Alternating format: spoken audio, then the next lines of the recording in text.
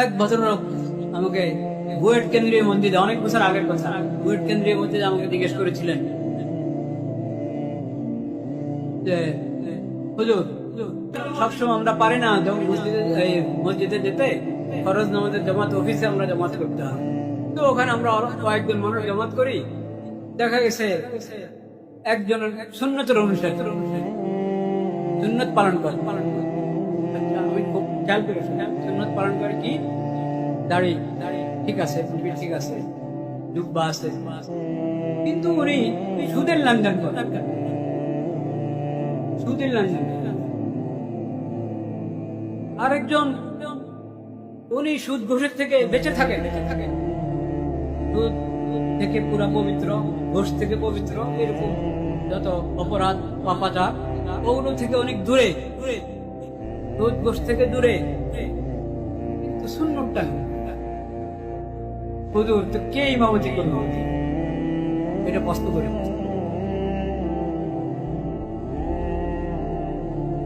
ভালো জামিল হলো না আমার জন্য? এখন সুন্নত লাগিয়ে দেন, এটা কেমন কথা যে সুন্নত অনুসারী না তাকে ইমামতি করতে বলবো? এর মধ্যে বললে তো বলা দরকার যে সুন্নত লাকে ইমামতি দেন। কেরাত ইনারও শুদ্ধ, ওনারও শুদ্ধ। কেরাত সুদখোর, ঘুষখোর, দাড়িওয়ালারাও কেরাত শুদ্ধ আছে, আর দাড়ি নাই কিন্তু সুদ থেকে, ঘুষ থেকে, এই ধরনের পাপাচার, দুর্নীতি, খেয়ানত থেকে দূরে, তারও কেরাত শুদ্ধ। আমি আল্লাহর মেহেরবানি আমি উত্তর দিয়েছি, এই দুইজনের মধ্যে যে সুন্নতের বড় অনুসারী, বেশি অনুসারী, তাকেই ইমামতি। বুঝেন না কিছু? এই দুজনের মধ্যে সুন্নতের অনুসারী কে? যে সুদ এবং ঘুষ থেকে দূরে থাকে, আসল সুন্নত, বড় সুন্নতের মধ্যে সে আমল করেছে, তাকে। এর মানে এ না যে এমন লোককে আপনার মসজিদে ইমাম বানায় দিবেন, তার চরিত্রের অন্যান্য বিষয় কি মানুষের সামনে আছে? মানুষের সামনে আর তার কি নেই, দাঁড়িয়ে নেই, তাকে মসজিদের মেহরাবে ইমামতি দিতে, এই কথা বলি নেই। অভিযোগ তারা 5-6 জন নামাজ পড়তেছে, সবার হালাত সবাই জানে, সবার হালাত সবাই জানে।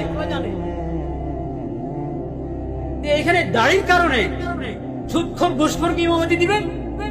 নাউযুবিল্লাহ।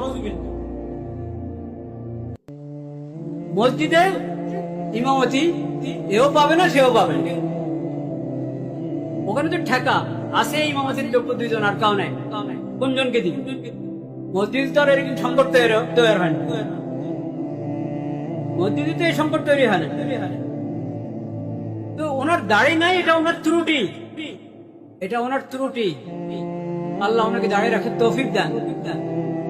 কিন্তু বড় সুন্নত, ফরজ পর্যায়ের সুন্নত যেটা, ঘুষ থেকে বাঁচা, ফরজ পর্যায়ের সুন্নত যেটা, ঘুষ থেকে বাঁচা, সুদ থেকে বাঁচা, সেটা তো সে পালন করছে।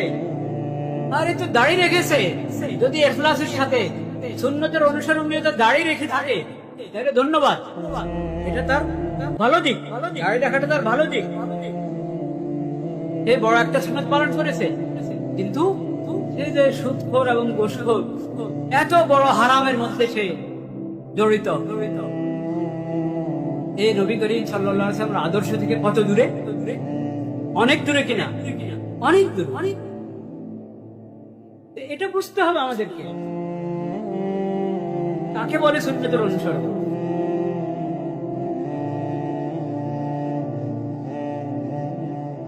ঈমান আকীদা ঠিক করো, আল্লাহ যা ফরজ করেছেন পালন করো, আল্লাহ যা হারাম করেছেন ওটা থেকে বেঁচে থাকো। নবী করিম সাল্লাল্লাহু আলাইহি ওয়াসাল্লামের আদর্শ তো এটাই।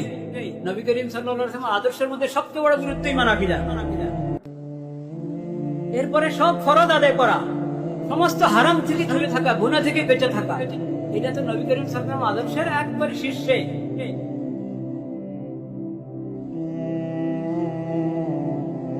এটা ছাড়া সুন্নতের অনুসরণ হবে কি?